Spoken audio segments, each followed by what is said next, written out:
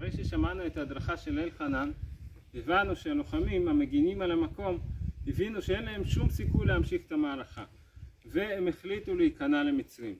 מהדלת הזאת יוצאים אברהם שוורצשטיין ומירה בן ארי לכיוון הקצינים המצרים כדי לחתום על כניעה. הם לוקחים את הדגל הלבן שמסמל את הכניעה, ומירה בן ארי שהיא מתכוננת לכל התרחשות ליתר ביטחון לוקחת איתה את האקדח האישי שלה.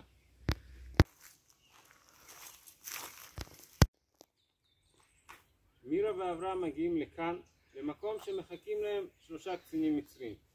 הם לא יודעים שמצרים למעשה לא ציפו לשום הסכם כניעה. הקצין הבכיר מוצא את האקדח ויורה באברהם. אברהם נופל במקום. מירה שולפת את אקדחה ויורה בקצין הזה שהרג את אברהם. 2 הקצינים הנותרים הם מופתעים מהאישה הלוחמת, מהמראה שאישה לוחמת, והורגים גם אותה. הם נופלים במקום הזה, איפה שאנחנו רואים את האנדרטה. 9 חודשים עד שצה"ל הצליח לשחרר את המקום במבצע יואב. גופותיהם של מירה, אברהם ושאר הלוחמים שנפלו בקרב מוטלים בכל השטח הזה.